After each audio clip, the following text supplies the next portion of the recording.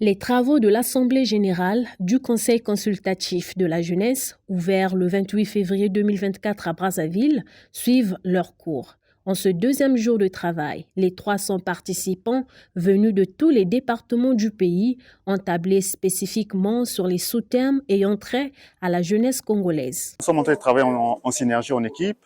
On a décidé d'énumérer les mots qui minent les différents points que nous avons soulignés et ensuite proposer des pistes et solutions afin d'y remédier. Et à la fin, nous allons faire un compte rendu que nous allons soumettre aux responsables. De la santé des jeunes à l'égalité des chances, en passant par le sport, autant de sujets sur lesquels les intervenants ne tarissent pas de propositions plus innovantes les unes que les autres.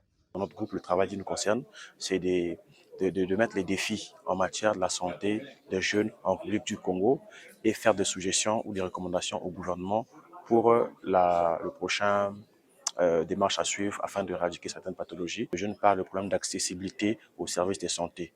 Les jeunes parlent en termes d'information, manque d'information. Le jeune parle aussi des chiffres alarmants aujourd'hui du VIH que nous entendons pour qu'on éradique certaines pathologies au niveau de la jeunesse aujourd'hui. Oui, nous avons les experts que nous avons ici des UNFPA, de l'UNICEF, de l'UNESCO et le ministère de la Santé. Et ça se passe d'une méthode participative. Il y a l'engouement des membres de l'Assemblée, donc du groupe, qui font les propositions concrètes. Nous proposons des politiques d'égalité de chances, des politiques d'égalité des compétences.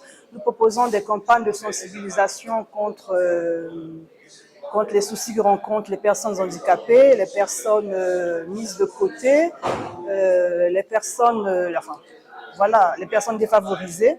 Donc nous proposons des campagnes de sensibilisation que le CCJ va faire, qui va faire un peu dans tout le territoire, depuis dans les écoles jusqu'à dans les administrations, pour qu'il y ait un peu plus de place et qu'il y ait la parité pour les populations défavorisées. Nous sommes très motivés parce que vous voyez parmi nous, nous avons les membres, les jeunes de population autochtone, les jeunes qui sont handicapés, et les personnes, les albinos ne sont pas venus, mais on a ces populations défavorisées qui sont comptées parmi nous.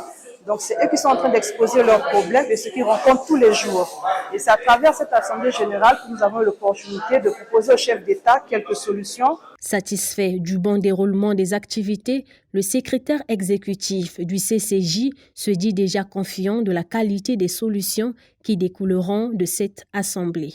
En définitive, toutes les propositions des différents panels vont être versées sur la table du gouvernement. Pour nous, il est question de faire le tri de ceci et de mettre sur la table du gouvernement, sur la table du président de la République, l'urgence de l'heure, l'urgence des jeunes, et nous sommes convaincus qu'il sortira de ces différents ateliers thématiques la crème pour que le gouvernement de la République s'attaque aux problèmes les plus importants pour la jeunesse en cette année de la jeunesse.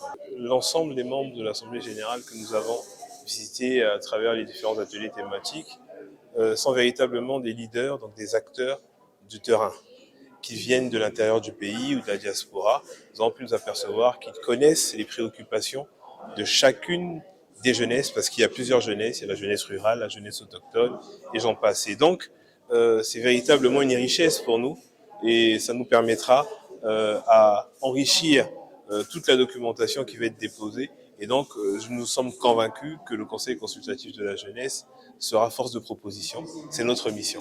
Les propositions issues de ces travaux, qui prendront fin le 2 mars prochain, feront l'objet d'un document qui servira de feuille de route à cette institution constitutionnelle.